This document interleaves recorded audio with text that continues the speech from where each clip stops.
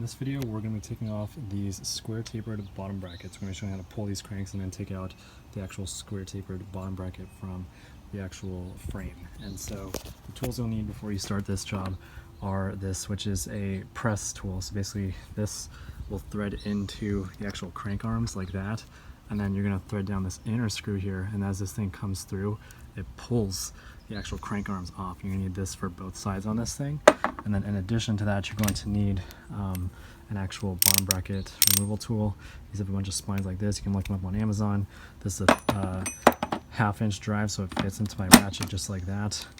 And the other thing to note is that on these bikes, most frames, the non-drive side, which is this side or the left side of the bike, the threads for the actual bottom bracket, which is this thing right in there, are normally threaded, so lefty-loosey, so you loosen it the way you normally would loosen anything.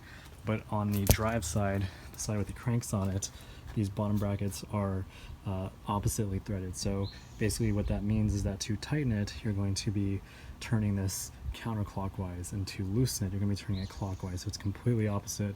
So just make sure you know that before you get into this, because you can wonder why, you know, this thing's not coming off as you pull really hard. So on the drive side only, on most bikes, that's how these things are threaded. It's going to be turning this thing clockwise to loosen it. It's very counterintuitive, but that is how it's going to work. So with that out of the way, we're going to get started and we'll show you how to do this.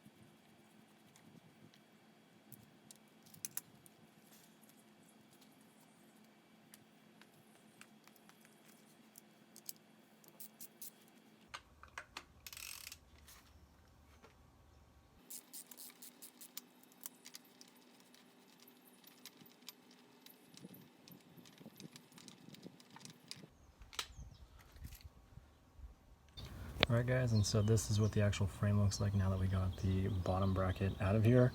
And so the tricky part is that the drive side is left-hand threaded, so to loosen it, you literally are basically doing what you would usually do to tighten something, which is turning it clockwise. So that's how you got this thing out.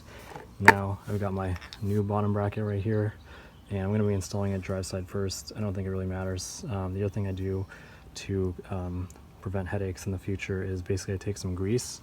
I use marine grease. Got this tub, 1 pound for $5 at the auto parts store, and I basically apply it to both threads and the actual tapers. So that is a little pro tip, and I'm going to start putting this all back together.